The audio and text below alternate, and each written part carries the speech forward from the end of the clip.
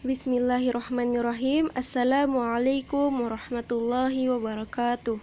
Di sini kami dari kelompok 12 izin menyampaikan materi kami, yaitu mengenai pemilihan media dan sumber pembelajaran tematik untuk mata kuliah media dan sumber belajar PAI berbasis IT. Langsung saja, saya akan memperkenalkan anggota kelompok kami. Yang pertama, saya sendiri Cindy Fatimah, lalu Ilham Dwi Saputro, dan juga Muhammad Amirullah. Nah, dalam makalah kami yang berjudul Pemilihan Media dan Sumber Pembelajaran Tematik, kami akan menjelaskan yang pertama mengenai pengertian media dan sumber pembelajaran tematik, kemudian menjelaskan tentang prinsip dasar dan karakteristiknya, lalu menjelaskan cara memilih media dan sumber pembelajaran tematik, lalu mengenai tata pelaksanaannya, dan juga tujuan dan manfaat, serta menjelaskan mengenai kelebihan dan kekurangan pembelajaran tematik. Langsung saja, yang pertama saya akan menjelaskan mengenai pengertian media pembelajaran dan sumber pembelajaran. Mungkin sebagian besar dari kita sudah mengetahui apa itu media dan sumber pembelajaran, dan juga sering juga kita jumpai. Di sini saya akan menjelaskan secara umum saja mengenai media dan sumber pembelajaran. Yang pertama, media pembelajaran merupakan wadah untuk menyampaikan pesan atau materi pembelajaran. Bisa berupa diri guru itu sendiri, alat, dan juga lingkungan. Nah, adapun sumber pembelajaran adalah sesuatu yang mengandung pesan untuk disampaikan sebagai bahan pembelajaran yang akan diberikan kepada peserta didik. Ini adalah contoh media pembelajaran. Guru bisa menggunakan dirinya sendiri sebagai media atau juga alat-alat di sekitar proses pembelajaran. Dan seiring berjalannya waktu, IT dikembangkan, jadi media pembelajaran juga dikembangkan. Guru bisa menggunakan video, visual, dan audio untuk menyampaikan pembelajaran. Dan juga ini ada contoh sumber pembelajaran, bisa berupa buku, modul, dan juga bahan cetak lainnya. Dan seiring berkembangannya waktu, sumber pembelajaran juga dikembangkan.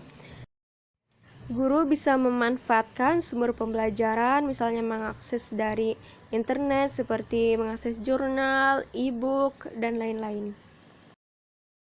Selanjutnya, mengenai pembelajaran tematik. Pembelajaran tematik merupakan salah satu model pembelajaran terpadu atau tergenerasi yang melibatkan beberapa mata pelajaran yang diikat dalam tema-tema tertentu. Jadi misalnya, guru membuat satu tema dalam pembelajaran. Nah, dalam pembelajaran tematik ini, guru mengaitkan antara mata pelajaran Bahasa Indonesia, PAI, PKN, IPA, dan saling berhubungan. Kemudian saya akan menjelaskan mengenai prinsip dasar pembelajaran tematik. Yang pertama, prinsip pembelajaran tematik ini terintegrasi dengan lingkungan atau bersifat konstekstual. Artinya, dalam sebuah format keterkaitan antara kemampuan peserta didik dalam menemukan masalah dengan memecahkan masalah nyata yang dihadapi dalam kehidupan sehari-hari. Kemudian, prinsipnya yaitu memiliki tema sebagai alat pemersatu beberapa mata pelajaran atau bahan kajian. Kemudian, pembelajaran tematik ini memiliki prinsip joyful learning. Artinya, pembelajaran ini belajar sambil bermain. Artinya, pembelajaran ini menyenangkan bagi peserta didik. Kemudian yang keempat, prinsipnya yaitu memberikan pengalaman langsung, yakni pembelajaran tematik ini memberikan pengalaman yang bermakna bagi peserta didik. Kemudian yang kelima yaitu menanamkan konsep dari berbagai mata pelajaran atau bahan kajian dalam suatu proses pembelajaran tertentu. Yang keenam yaitu pemisahan atau pembedaan antara satu mata pelajaran dengan mata pelajaran lain itu sulit dilakukan dalam proses pembelajaran tematik ini. Kemudian, pembelajaran dapat berkembang sesuai dengan kemampuan, kebutuhan, dan minat peserta didik. Yang terakhir, prinsipnya yaitu penggunaan variasi metode dalam pembelajaran tematik. Selanjutnya, mengenai karakteristik pembelajaran tematik. Yang pertama, karakternya yaitu berpusat pada siswa, yakni pembelajaran tematik ini berpusat pada siswa atau student center. Hal ini sesuai dengan pendekatan belajar modern yang lebih banyak menempatkan siswa sebagai subjek belajar, sedangkan guru lebih banyak berperan sebagai fasilitator, yaitu memberikan kemudahan-kemudahan bagi peserta didik. Kemudian, memberikan pengalaman langsung. Nah, pembelajaran tematik ini dapat memberikan pengalaman langsung kepada peserta didik. Dengan pengalaman langsung ini, siswa dihadapkan pada sesuatu yang nyata sebagai dasar untuk memahami hal-hal yang lebih abstrak. Kemudian, karakternya yaitu pemisahan mata pelajaran itu tidak begitu jelas. Nah, dalam pembelajaran tematik ini, pemisahan antar mata pelajaran menjadi tidak begitu jelas. Karena fokus pembelajaran diarahkan kepada pembahasan-pembahasan tema-tema yang paling dekat berkaitan dengan kehidupan siswa. Kemudian menyajikan konsep dari berbagai mata pelajaran. Nah, pembelajaran tematik menyajikan konsep-konsep. Dengan demikian, siswa mampu memahami konsep-konsep tersebut secara utuh. Kemudian bersifat fleksibel, yakni pembelajaran ini bersifat luas, di mana guru dapat mengaitkan bahan ajar dari satu mata pelajaran dengan mata pelajaran lainnya. Dan yang terakhir yaitu pembelajaran ini sesuai dengan minat siswa, yakni siswa diberikan kesempatan dalam mengoptimalkan potensi yang dimilikinya sesuai dengan minat dan kebutuhannya. Demikianlah kiranya prinsip dan karakteristik dari pembelajaran tematik ini. Kemudian, rekan saya akan menjelaskan mengenai pemilihan media dan sumber pembelajaran tematik. Pemilihan media dan sumber pembelajaran tematik. Pemilihan media dan sumber pembelajaran tematik sama seperti pemilihan media dan sumber pembelajaran pada umumnya.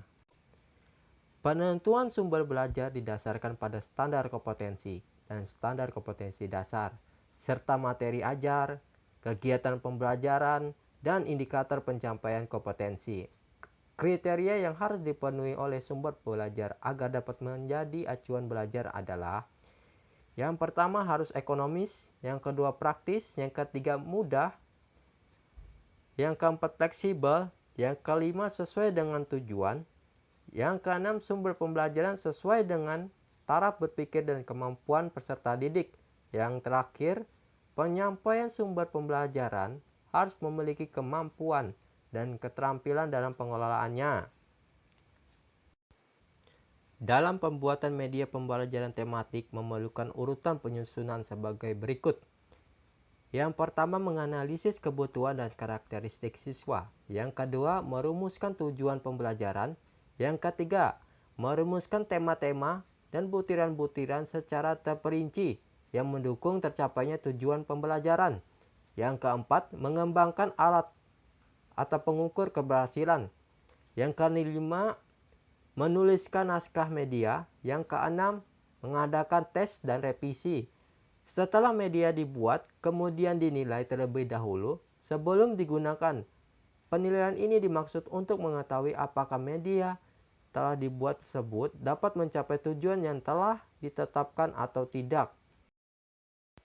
Tahapan membuat media tematik ini ada 4 tahapan. Yang pertama adalah penyusunan rancangan, yang kedua penulisan naskah, yang ketiga produksi media, dan terakhir ada evaluasi program media. Pelaksanaan pembelajaran tematik. Pada dasarnya ada 3 tahapan yang harus dilakukan dalam prosedur penerapan pembelajaran tematik, yaitu 1. Tahapan perencanaan.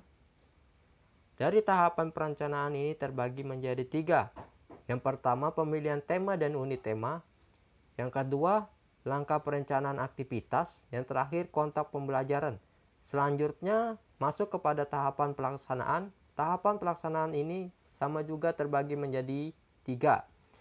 Yang pertama adalah kegiatan pembuka. Yang kedua ada kegiatan inti. Yang terakhir, kegiatan penutup, yang dilakukan dengan mengucapkan hasil pembelajaran. Nah, yang terakhir ada tahapan penilaian. Yang ini,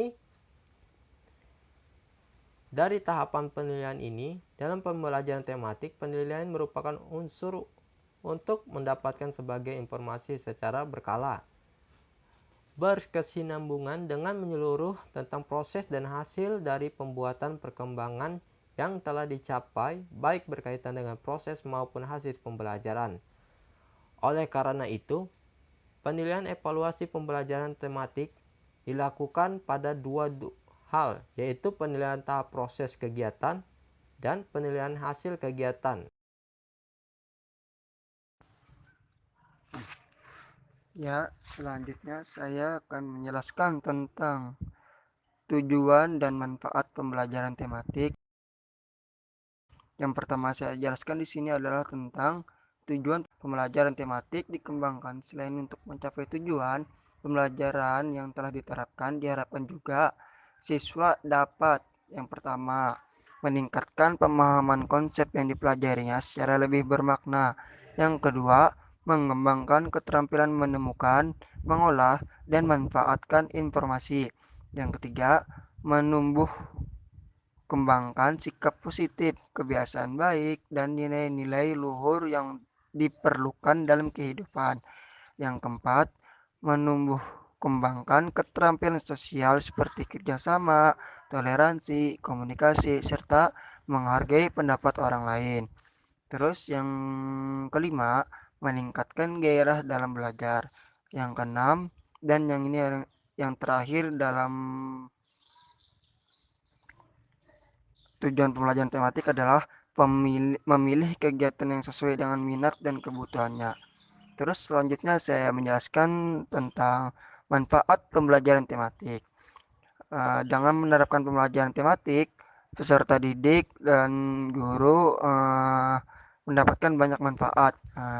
Di antaranya manfaat tersebut adalah yang pertama, pembelajaran mampu meningkatkan pemahaman konseptual peserta didik terhadap realitas sesuai dengan tingkat perkembangan intelektualitasnya. Yang kedua, pembelajaran tematik memungkinkan peserta didik mampu mengeksplorasi pengetahuan melalui serangkaian proses kegiatan pembelajaran. Yang ketiga, pembelajaran tematik mampu meningkatkan keeratan hubungan antar peserta didik. Yang keempat, pembelajaran tematik membantu guru dalam meningkatkan profesionalismenya. Yang kelima, menyenangkan karena bertolak dari minat dan kebutuhan anak. Yang keenam, hasil belajar akan bertahan lebih lama karena berkesan dan bermakna. Yang ketujuh, mengembangkan keterampilan berpikir anak sesuai dengan permasalahan yang dihadapi. Yang kedelapan ini adalah yang terakhir, menumbuhkan keterampilan sosial dalam bekerja, toleransi, komunikasi, dan tanggap terhadap gagasan orang lain. Itu adalah penjelasan tentang tujuan dan manfaat pembelajaran tematik. Selanjutnya tentang kelebihan pembelajaran tematik. Pembelajaran tematik memiliki beberapa kelebihan, di antaranya memudahkan pemusatan perhatian pada suatu tema tertentu. Yang kedua, anak didik mempelajari pengetahuan dan mengembangkan berbagai kompetensi dasar antara isi mata pelajaran dalam tema yang sama. Yang ketiga, pemahaman materi mata pelajaran lebih mendalam dan berkesan. Keempat, kompetensi dasar dapat dikembangkan lebih baik dengan mengaitkan mata pelajaran lain dengan pengalaman pribadi siswa. Yang kelima, lebih dapat dirasakan manfaat dan makna belajar karena materi disajikan dalam konteks tema yang jelas. Yang ketujuh, siswa lebih bergairah karena dapat berkomunikasi dalam situasi nyata untuk mengembangkan suatu kemampuan dalam suatu mata pelajaran dan sekaligus dapat mempelajari mata pelajaran lain.